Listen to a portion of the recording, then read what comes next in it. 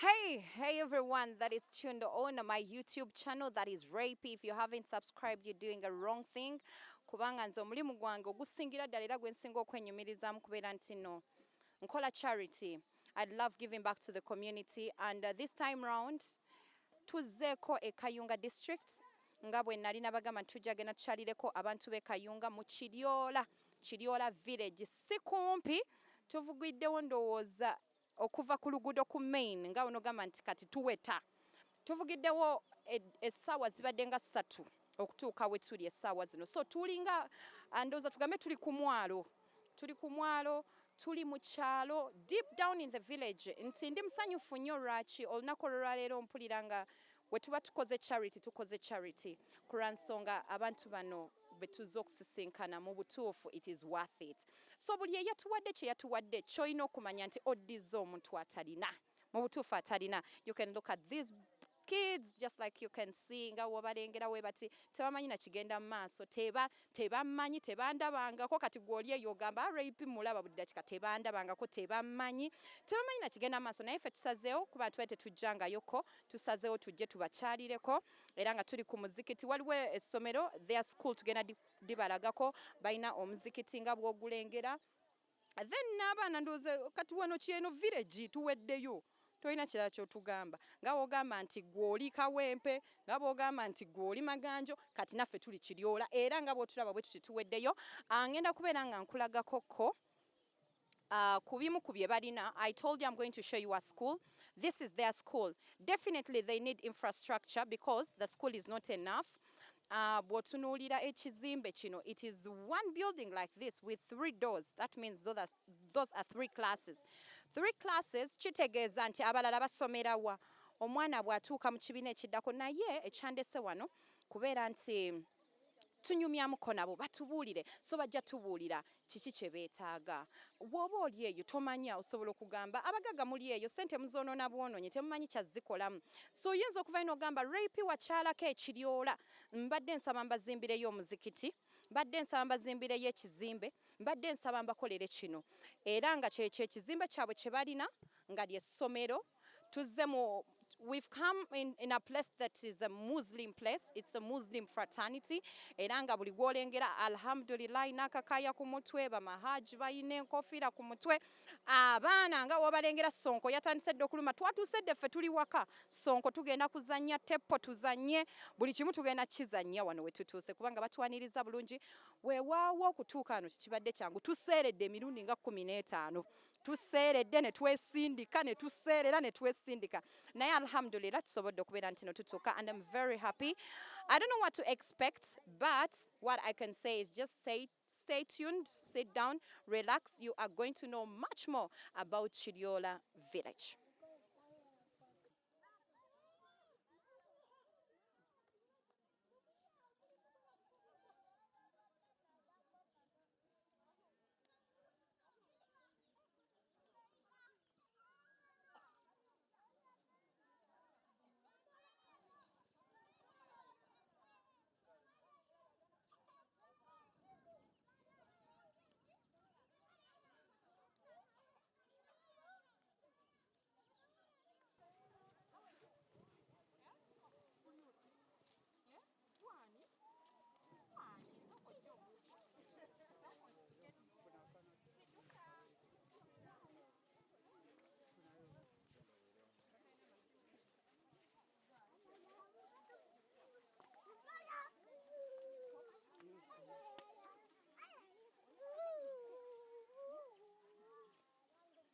Excuse me, bangambye nkuwe microphone. Eyaki? Sound yabadde waki tubadde twavudde. Tutuule wano mu muti nze bwe mbadde ndowooza. Kati nze kanneewa akatebe ne we mutampa. Kano sijja kugwa. Mumanyi Oluganda? Osoma? Jangu ombuulire oba osoma. Wamma osoma oyagala kwogera ku kazindalo? Yogera. Yogera kwata bw'otyo yogere.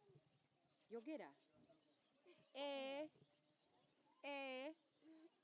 Yogera. Tomanyi kwogera? Tayogera. Ani muganda we? Aliwa muganda we? Aliwa mama we? Yegwe mama we? Soko je. Mama we muto. Mama we muto. Mbadde ntidde nti olina emyaka emeka? Olina emyaka emeka? 14 gw'ozaala ono omwana.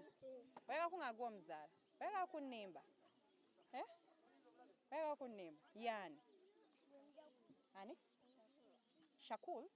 Mulenzi. Ng'alinga abawala. Ate akubye dress. Wamma okubye dress. Zembedde. Tolya sikaati nkyafu nkwegayiridde. Tolya sikaati nkyafu. Owulidde? Naye nga mulimu tyosoma. Osoma mu class ki? P5. Osomera wawano. Osomera. Wali osomera eddala? Ate bana. Gwani? Maliza.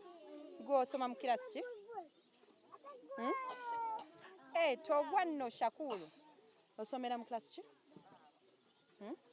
Kale tugenda kati kutuulako wansi. Tugenda tuula wano eno tunyumyemu. Si kyekyo? Bannanga ate ansindika eno. Oli otya ssebo? Ye gwani? Faawu. Oyina emyaka emeka faawu? 3. Osoma? Osoma wa? Kalimba? Wamma gwasoma jangu ombuulire. Abangambye tosoma olimba. Jangu wamma gwasoma ombuulire. Jangu wano. Kirabo yasoma. Kirabo ng'osibye mu kiwato oyimba. Soko gye kirabo. Kirabo jangu. Bane yenga buli gwe tuyita yadduka. Maama nyabe sawa agikutudde. Nga akatebo kateeke wano. Akatebo ako. Kalete wano. Batuule wano. Shakulu kyankola. Shakulu. Kozi banga ye Shakul. Shakul, eh? Shakul. Shakul. Shakul. Shakul, nkuyita. Nkuyita.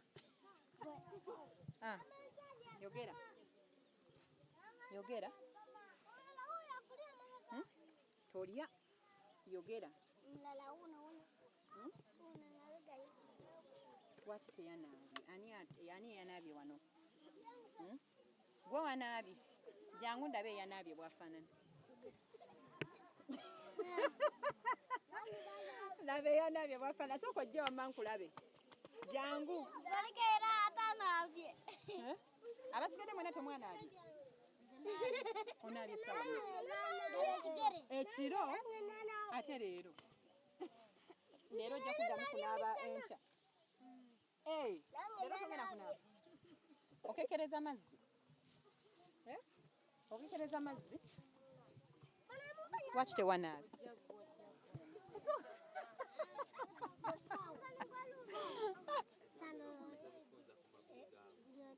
Mbagambe kufunza. Mufunze amagulu gammwe.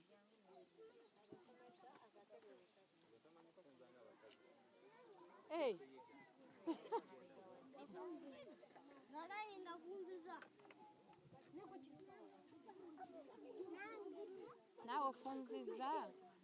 Kale. Amannya gange nze Nakito Rahma. Ndi mwana musiraamu, ndi mwana Muganda eyeddira engeye era nsanyuse nnyo okujja. Simanyi oba nkyogera butuufu, ekifo kino bakiyita batya oba kiryoola? Kiryoola? Kiryoola. Okay, obwedda amanyi nkyogera bufu. Nsanyuse nnyo okutwaniriza ku Kiryoola ku mwalo. Tuli mu Kayunga district. Era nga tuzze okukyalirako ku bato si bokka, mulimu abakulu, naye nga ffe okusingira ddala tuzze nga tugamba tugenda ku muzikiti nga guliko essomero era nga batugambye nti baliyita Kiryoola. So we are in a Muslim fraternity era nga nsanyuse nnyo okubeera nti nno tusobodde okutuuka kubanga tekubadde kwangu okutuuka. Abantu abasinga tebatambulangako benzize nabo badde bagamba bannange nga tebatambulangako olugendo bwe ruti. Naye olw'obulungi bwa Allah kyenyinza okugamba tusobodde okubeera nti ate tutuuka. Nze nkola ne Spark TV, simanyi oba mwali mugiwuliddeko oba mugimanyi, simanyi, naye nga okukola omulimu gwenkola nkola ku TV ne ku radio era nga ndi media personality in brief. Naye nga si kyekyoka nkola ne charity atansasuza wabula charity ow'ekyeyagalire. Sisasura okukola kino ekintu nkikola okuva ku ntobo y'omutima gwange. Lwaki? Kubanga mmanyi abagagga bangi nga gye nkomezza naye n'abatalina bangi. So nze ndowooza omuntu w'aba alina emitwalo 2 ne bagabanyaamu ku mitwalo 2 n'agiryako n'omulala, nze ku lwange ndowooza nti kitegeeza kinene. So kyonna kyenkola si nti nina nnyo, siri mugagga, naye nze ndowooza bwe nfuna emitwalo 10 mbuuza abaana bange bano bentambudde nabo mubalaba bali mu matishaati, mbabuuza ne mbagamba nafunyeyo emitwalo 10 muyinawo mmeka? Ne baŋŋamba nti tujja kwesonda ow'ettaano, ow'ebbiri, ow'omutwalo, kye tunaawezaawo kye tujja okugula tusobole okubeera nti no tukyalirako ekifo ekimu. So tubadde tetujjangako abasinga eno, naye tulina omuntu atukulembeddemu. Omukyalo oyo bamuyita Shakira, ye yatuwadde ekifo kino. Simanyi ye yakitegedde atya, ajja kuba maybe atubuulirako ko katini ye engeri gye yategeeramu ekifo kino, naye yatugamba nti waliyo ekifo eyo bakiyita Kiryoola. Nze mbadde ndowooza twandigenzeyoko ne tubakyalirako. So ge magulu gano tubadde tusaba mutwanirize tuleme kubeera nga katuli ba strangers, tufuuka abaawano.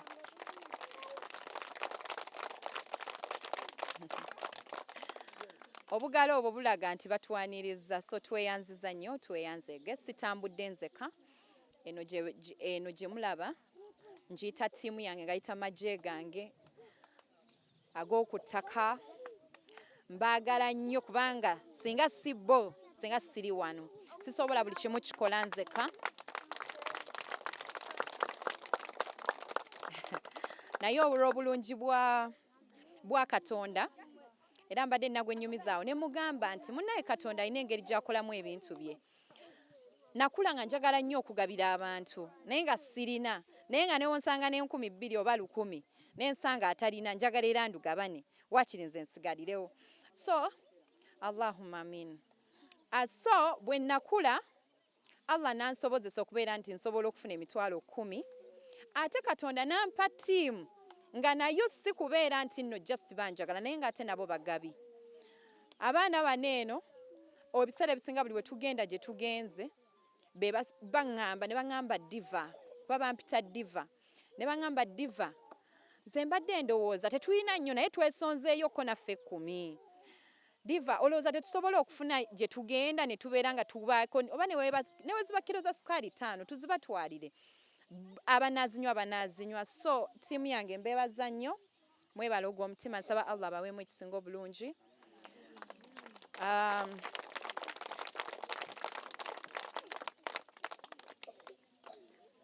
Ekirala njagala nnyo abaana abato nnyo era wengenda mu kifo nesanga abaana abato nsanyuka nnyo nnyo nnyo nnyo nga gye nkomezza. Ku lwaki omwana omuto mukisa. Abaana abato abantu kye batamanyi naye omwana omuto mukisa. Era nze obulamu bwange bwonna butambulira nnyo mu baana abato n'abakadde. Njagala nnyo abakadde, njagala nnyo abaana abato. Bwe nzize ndabye abakyala nga si bangi nnyo. Abakyala ndabya nga batini. Simanyi lwaki. Kivudde ku nkuba?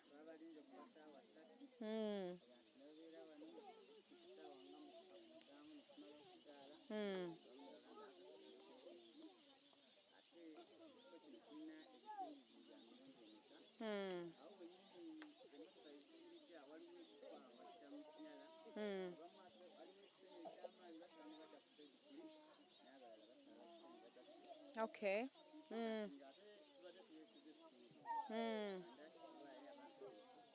Okay. Munaye tusaba tusonyiwa. Twasimbudde nne essaawa zabadde 4 gye twavudde. Naye ekyo ekituufu gye tuvudde kirabika naffe ne gye tujze butuufu walako. So mujja tusonyiwa okukeere wamu naye kasita tutuuse. Manyi saagala kulandaga nnyo kubanga obudde bwo bugenza ate abantu bano nabo balina gye basula ate naye walako, so mbadde njagala tutambule manguko. Naye amagulu gano lwaki tuzze ensonga like namaze okweyanjula kye kirungi. Then amagulu gano engeri gye tuli mu Ramadan. Ffenna tukimanyi nti Ramadan kugaba. Tukimanyi nti mu Ramadan Allah mwasinga okubeera nti naye nukula edduwa z'abantu.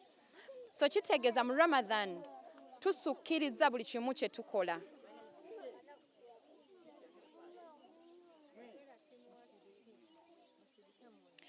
Musirike bagambye ayogera tebagenda muwa sweeti. Okay.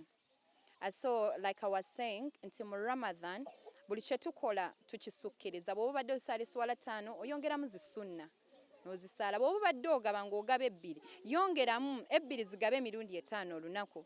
Bw'oba obadde kale kwegamba buli kimu tukisukkiriza. Tugaba kino kyenkola tekitegeeza nti mbadde sigaba mu nnaku endala. Naye mu Ramadan ngambye era nsanyuse nnyo okubeera nti tuzze ewantu ewala ennyo bwe bati kubanga olumu tubadde tukoma noga twagabye ku gundi twagabye nga kumpiko n'ekibuga. Naye alhamdulillah Allah tusobozesezza okubeera nti no tujja mu kifo ekyewala bwe kiti ne tufunayo baganda baffe, ne tufunayo bannyinaffe, ne tufunayo abantu baffe, ne tufunayo abaana, ne tufunayo emikwano ate tusobole okubeera nti no tugabanako ekyo kye tulina. So tuzze n'ebintu si bingi naye tugambye katujje n'ekyo ekitono kye tuyina tubeere nga ate tukigabana mu Ramadan muno era tusaba Allah akkirize. Ngenda kusabayo tufuneyo ndowooza omu oba omusomesa oba sheek oba omuntu yenna asobole okubeera nga naye atubuulira ki ekikwata ku kyalo kino.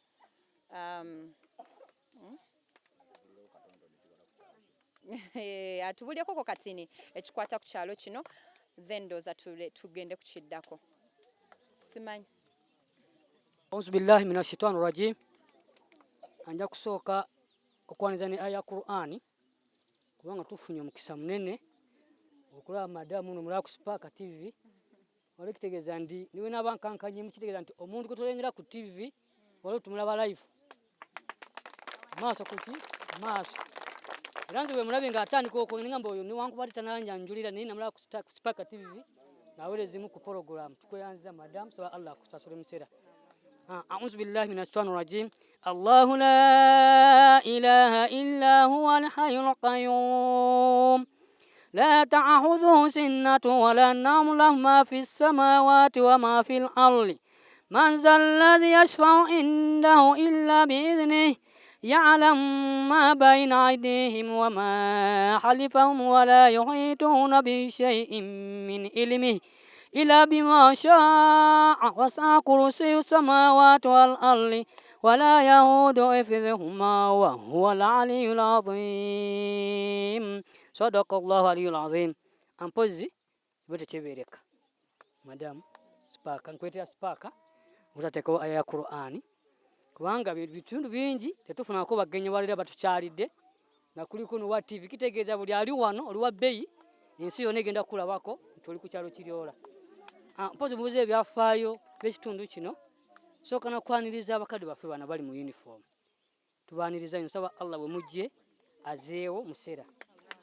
Mukadde waffe agambye nti yali yagaba dda walera asukulumya busukkulumya ku byakola ki byagaba. Ekyafaayo ky'ekiryoola kino kyatuweebwa omu ku marehemu Haji Musa Katongole Itoda yatuwa ekifo kino kimulengera era bw'oba okitunuulira ekitegeeza tetukyasobola kunyonya kyo kyeraga kyokka nti leesenge ng'omulaba. Ekifo kino baakituwa 2013 omwezi gwali gwa 10 ennaku z'omwezi nga 17. So no kitandikako ebintu by'olengerako masigidi gy'olengera eyo yazimbwa mmwe abatuuze b'e Kaleerwe Lufula awo wonna Mugundi awo Kabunga wonna mu Uganda namwe muzimba masigidi eno tubeeyanza nti mwebala okuzimba masigidi. Nabwe kityo tutandikawo enkola gye mulengera eyo nti we tubeera wano weetaagisawo akhera ne duniya. So tutandikawo kye bayita Qur'ani ey'abaana basome.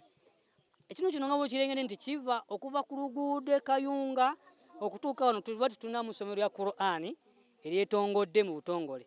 So ne twebaza ne bakadde baffe Sheikh Badru Kajja ng'ayise mu kibiina kya Muida ekikuva Masjid Jamia omuyise bakadde baffe batuyambye okuzimba essomero eryo naye tubeebaza. Era bwe basisinkana ng'oyise ku mukadde waffe Yunusu Jamiru Kasimu n'asukulumyemu basukulumyemu Raibu twamugazaako lwa biscuit. So nawe tubeebaza nti batukwatirako nga tuli mu mbeera etali nnungi mu kifo kino. Singa tukulaga ebifaananyi bye twatandikiramu ekyamazima okukaaba amaziga tetwatandikira mu kitoogo naye nga kiri bwe kiti noga banaamalako taamu ne tugamba alhamdulillah tujja kumalako ki taamu. Nabwe kityo tubeebaza nti mukadde waffe biscuit erinnya lyo wano si lyomanyi. Bw'oba omwagala omufuna tandikira Kasokwe ng'obuuza biscuit bamuyitani erinnya lyo bamuyita biscuit noga biscuit aze abaana bajja kudduka misinde abanoonya biscuit ate gwomanyi omulala. So naye tumwebaza nti y'omu ku bantu abatakooye kubanagana natto siri yosanze eryo. Lumu ne mwebaza nti twatambula lumu ne bakadde baffe ba Muida ekibiina kye bakiyita Muida lwaki nkyogerako nti kyekimu ku bivuddemu ebibala ebizimbe ki essomero eryo. Ebyafaayo by'ekifo kino si byangu byakunyumya. Twatandika tusekererwa katutuusa abantu abagenda okwesiima nti ddala tuli b'amaanyi. Era tubeebaza abakadde baffe abazze abagenyi abakulu. Muno mwalimu omukyalo omu gwesijjukira yajjanga ne mukadde waffe biscuit naye oba yafumbirwa batugambako nti yafumbirwa n'omulala mutontono bw'ati bamutana mata. So nawe tubeebaza nti baatambula omulimu munene ne batakoowa. Kifo kino si kintu kikulumira ffekka nga nze bw'ontunuulira naye olw'okuba nti lwaki bampise nti wabaawo atandika. Okutandika kwange saali nzekka nali ne mukadde wange Muhammad Nsereko naye asobola okujja n'abakusaba newankodera ali awo twatandika babiri nga tusaagirira. Allah nakkiriza kifo kino kikola ki ne kitutumuka okutuuka mu kisanze. Ebyafaayo byakyo biwanvu tusobola kubimala olwaleero naye twebaza nti Allah abaleese era abazeeyo mirembe nawe we mujja yongere bwongezi mu ssera kubanga Qur'ani zitugamba oba hadisi egamba nti omuntu ateebaza katono era teyeebaza na kinene so tugamba ffe twebazizza ekyo kyemuze nakyo ngwakayise kano netugamba kinene lwaki emizikiti mingi egiri mu ggombolola ly'e Galilaya gino ezitafunye ekyengera kino nga tegirajjana omuzikiti gw'Ekiryoola gwakula gutya ogufuna riziki okumala ku Ramadani nga banywa buugi era futunye obuugi bwe mutuweereza era tugenda kumaliza tukyanywa ki buugi n'emizikiti mingi egiri mu kulajjana nga mulimu n'owetwale muzikiti gw'Ekiryoola mutuweeko ekikopo kya buugi konze alhamdulillah kkiriza kinakize tudakola ki so tukusaba nti n'olulala tuteeke mu program nti emizikiti mingi egituliraanye naye gidaaga okunywa buugi so sijja kuba mwogezi w'amaanyi nnyo nti ompise kwogera byafaayo tompise kuleeta lukiiko lwa masigidi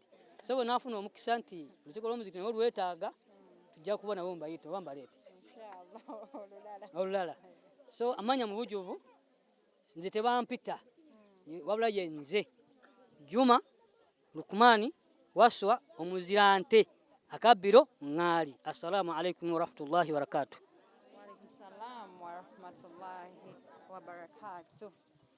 Banange obugalo.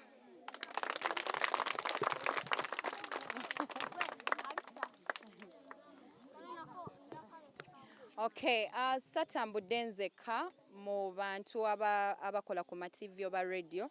Natambudde ne omu ku koligi wange ono naye mbadde nsaba asituke bwe balabanga omurasta ababuzeeko ababongeko nkola naye ku Galaxy FM osimayo ba Galaxy mugimanyi naye nga Galaxy FM tukola show y'okumakya okuva ku saa 12 mpaka ssaawa 4 ez'okumakya era nga naye kababuzeeko Gay, wana wasinga mukozesa lusoga baluganda mukozesa lusoga luganda n'olusoga mu lwidi abasoga bakoba batya mwebale kubayo mwebale kusiiba abana bato mugamba kyabasiibye baliwa ngambala mwe namumege abamulabika mutemusiibye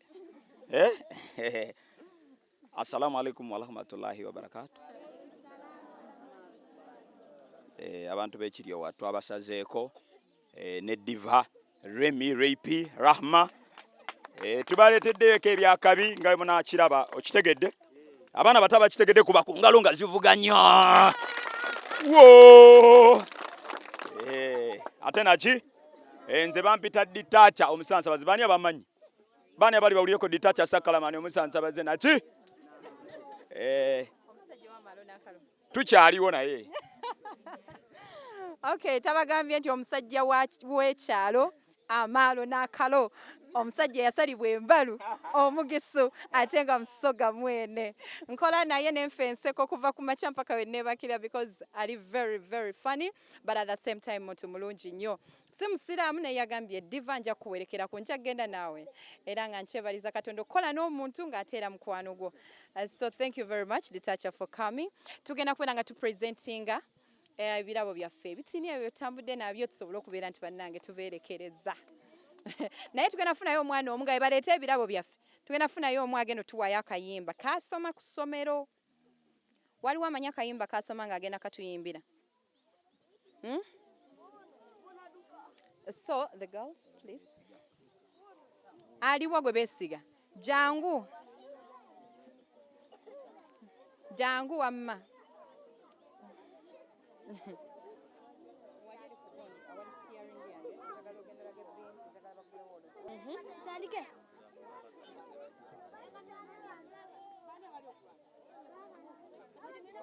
Today we have been waiting for a good long time. 2 days no more. We have been waiting. We know everything is going to be fine. Welcome visitors. Welcome. Today we have been waiting for a good long time. 2 days no more. We have been waiting. We know everything is going to be fine. My name and my sub-count is Kayunga, and I come from Kiryoola. Welcome visitors. Welcome. Today we have been waiting for a good long time. 2 days no more. We have been waiting. We know everything is going to be fine. 2 days no more. We have been waiting.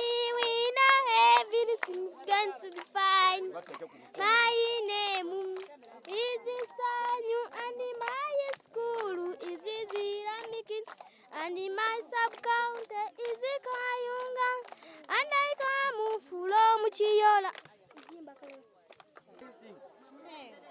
Sing your song. Bana bato beyagala nga Yesu amazima. Yesu bw'ajja n'atuleetera Bbayibuli kusoma ate Sitaani n'atuleetera ebikemo ebi.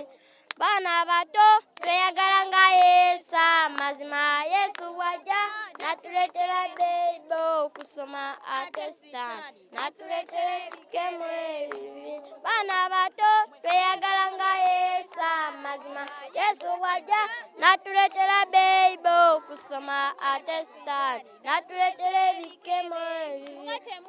Bana bato beyagala nga Yesu amazima. Yesu bw'ajja n'atuleetera Bbayibuli. Beyagala nga Yesu amazima n'atuleetera ebikemo ebibi. Okay, thank you very much. Tubakubireko engalo bannange.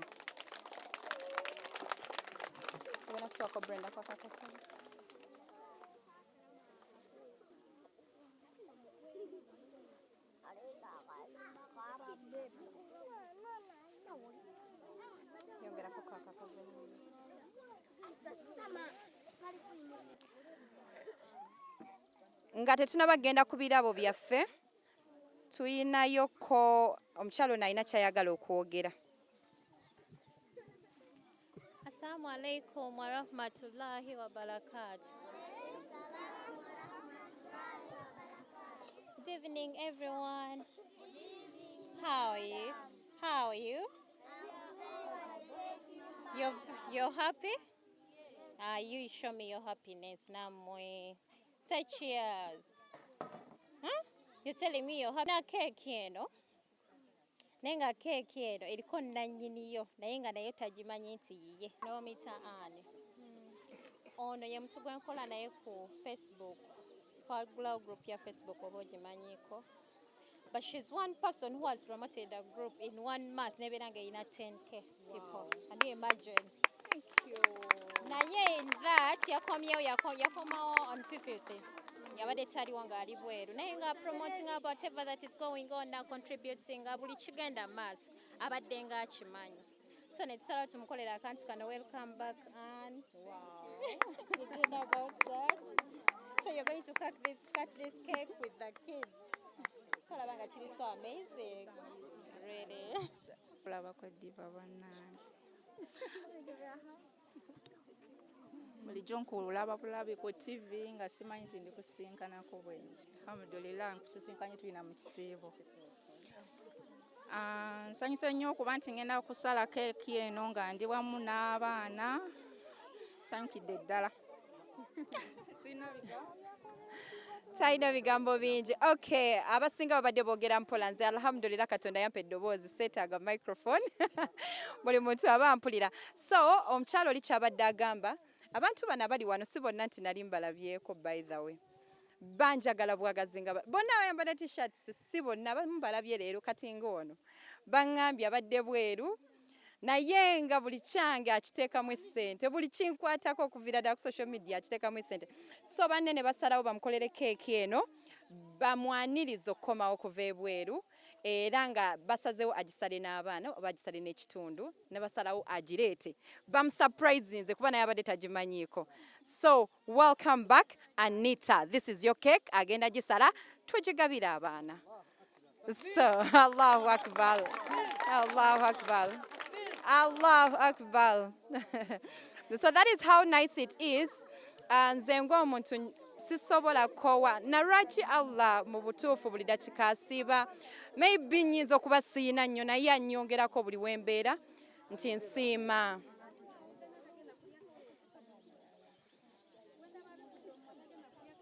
Nsaba buli awuliriza buli kamu kooyina newe kaba katini katya bw'ofukamira ku musaalo teweerabira kugamba Allah nti weebale, kubanga buli we twebaza Allah awuliriza nnyo omuntu amusiima.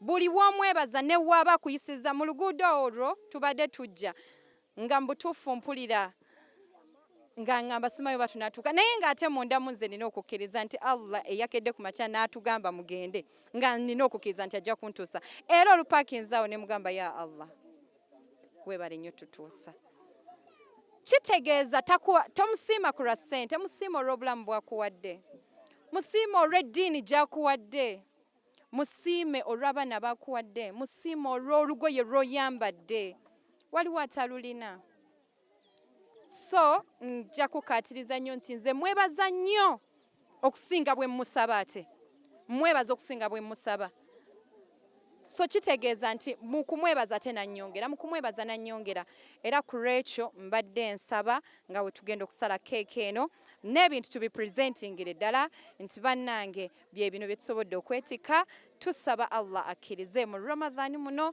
tusaba Allah akkirize era tusaba nammwe mukkirize so ndowooza tugenda kubeera nga tubala ndowooza 1 to 5 tusale cake so we're going to start with 5 4 when we reach on 1 no when we reach on 0 we say welcome back Anne simple so we're going to start with 5 4 3 2 1 0 welcome back Anne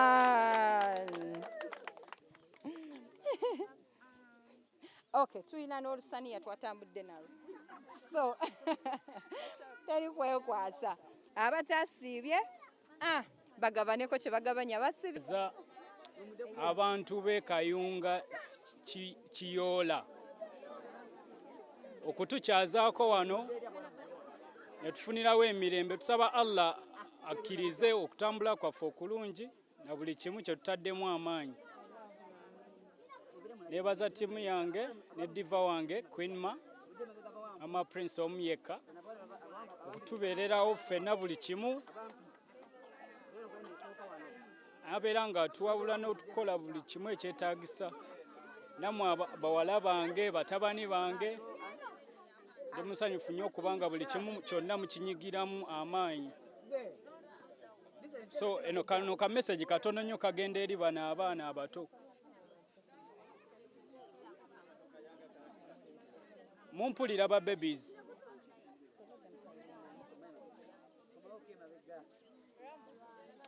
mbasaba abaana abato mubeere bawulize ate nga mutya Katonda muwulidde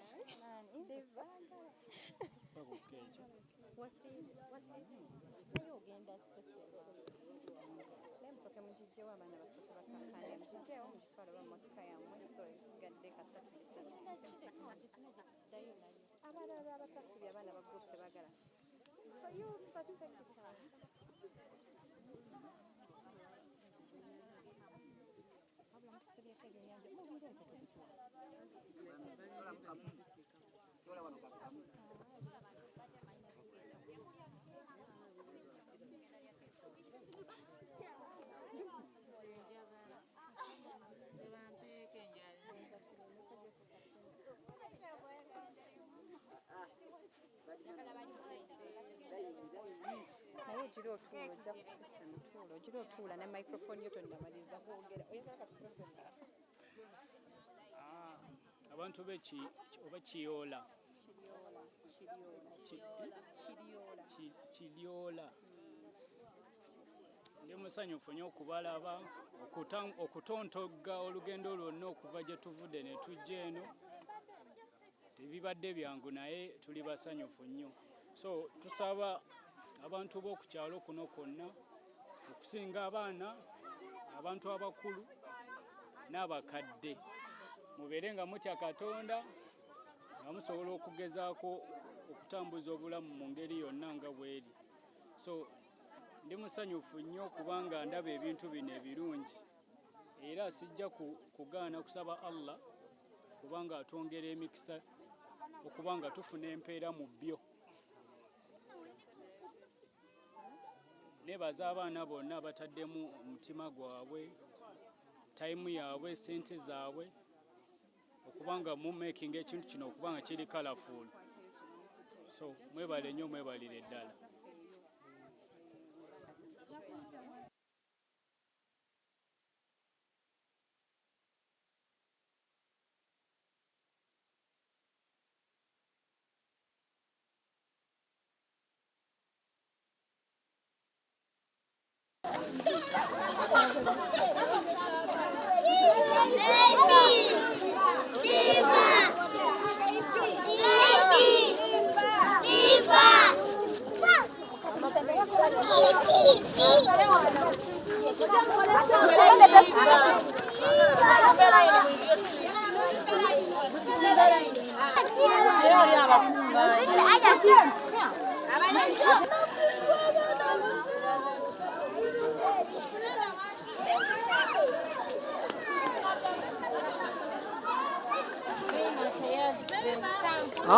Waba taliwo bivaayo.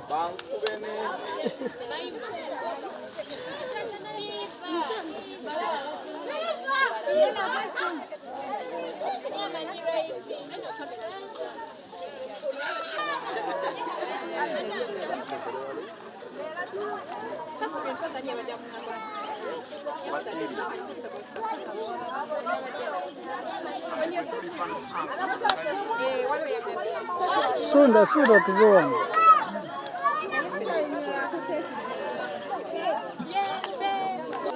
Nangenda bajirira nagambye.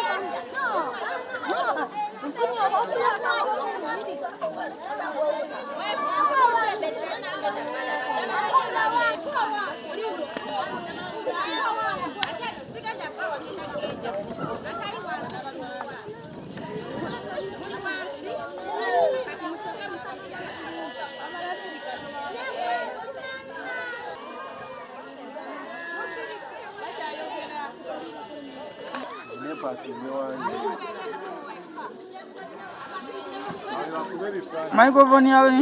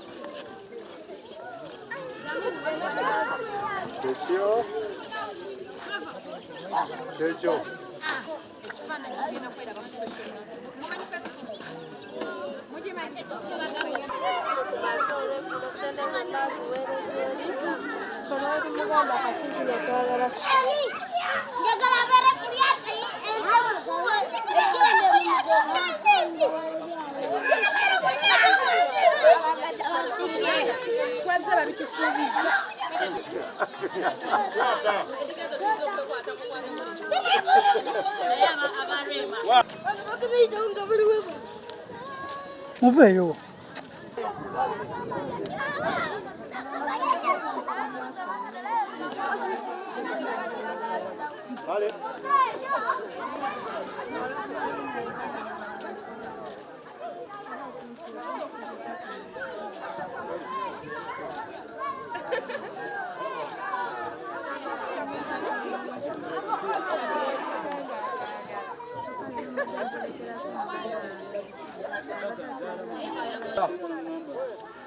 Jacko just glasses.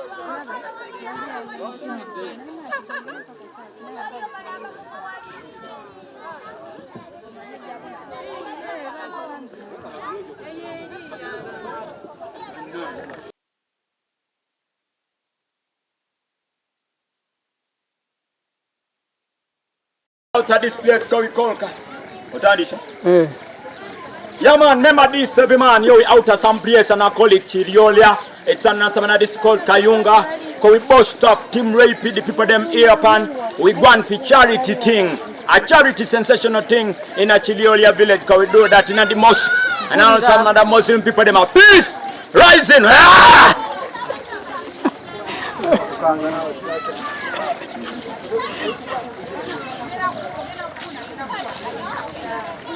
Oh, soko balengere. Ebyennyanja bifuuse ebyennyanja. Lengera amasowani. Temubba amasowani g'abendi bannange. Mbegayidde tewabalinya n'esowani y'omuntu wano. Naye nga we nakugambye nti twazze ku mwalo. So ku mwalo wadde tubaleetedde katini ate bo batuwadde kingi. Kale kwegamba tuvuddeyo n'ebyennyanja tulidde. Tulidde ebyennyanja abataasiibye ze nasiibye. But anyway, njagala okutwala omukisa guno okwebaza bannange abantu b'oku mwalo mwebale nnyo twaniriza kiryoola. Kiryoola ku mwalo gye tubadde era nga bw'olengera amaato gano gatambuliza ddala abantu so gayita muno we bati ne gakutwala gy'olaga era nga simanyi nakumanya simanyi kyembagamba basaagala kusiibula naye ate nga nina okusiibula. Anyway, I have to go. I want to say thank you very much for subscribing. If you haven't subscribed, it is high time you subscribed. Do you know doing charity but at the same time having fun? Mbadde ku lyato ngenzeeyo ku lyato ne ntuulako kataba nvuge bantwale naye mukwano nenzijukira eryato lya gundi neŋŋamba kankome waneeno. But I love you so very much. I love my team. Nebaza nnyo abantu mwena abacontributing nze sisobola bamenya mannya naye mbeebaza mwena mwebale. Then ne nebaza Vix Photography nti most of the times we ngamba charity ne wemugamba leero agamba anja kujja enkya mukwano neyanziza nnyo Vix Photography. Weebale nnyo mukama kumpeera ekisinga obulungi. Then Brian, then Philip, then that team gali majje gange simanyi kyenyinza kubagamba mwebale nnyo Team Rapey mukama bampeera ekisinga obulungi n'abantu mwena abasigadde sisobola kwebaza omukoomo but I'm so grateful. Nze ani ayagalwa bwe ntyo neŋŋamba nti wembange nakola ekintu buli omu n'agamba nze njagala okujja alhamdulillah Mungu abawe ekisinga obulungi. I love you so much. Bye bye.